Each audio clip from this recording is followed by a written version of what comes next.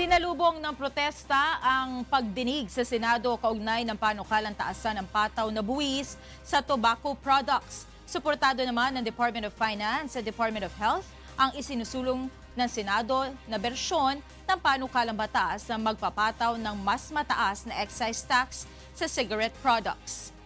Ito ang balita ni Nel Maribuho. Sumugod sa harap ng gusali ng Senado ang ilang grupo na sumusuporta sa panukalang taasan ng pataw na buwis sa sigarilyo. Ang panawagan nila, itaas ang pataw na buwis sa 90 pesos bawat kaha ng sigarilyo. Nakaharap naman ng mga sin tax hike supporter ang ilang grupo rin ng tobacco farmers na mula pa sa Ilocos Region na nagmarcha papunta sa Senado. Tinutulan nila ang pagtataas ng excise tax sa tobacco products dahil marami umano sa kanila ang mawawalan ng trabaho. Ito rin ang iniapila ng ilang local government official. Our tobacco farmers are really the ones affected. Isinusulong ng Department of Finance at Health Department ang pagtataas sa tobacco excise tax sa 60 pesos kada pakete ng sigarilyo mula sa kasalukuyang 35 pesos. Malaking tulong anya kung mas malaki ang maipapataw na buwis sa sigarilyo gaya rin ng isinusulong na bersyon ni Senator Manny Pacquiao.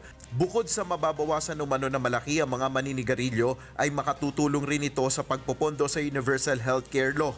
The government is projected to generate a total additional revenue of 316 billion by 2022 compared to just 72 billion in the House-approved bill. The total difference is 244 billion, which might undermine the effective implementation of the UHC.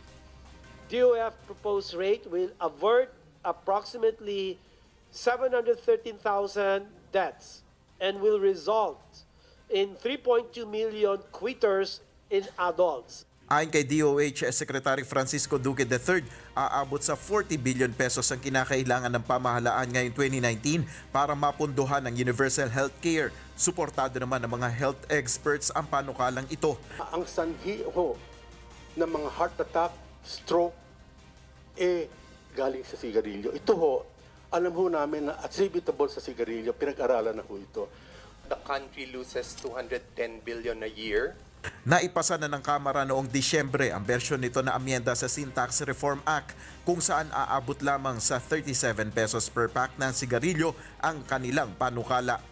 Nel Maribuhok, UNTV News and Rescue, Senate of the Philippines.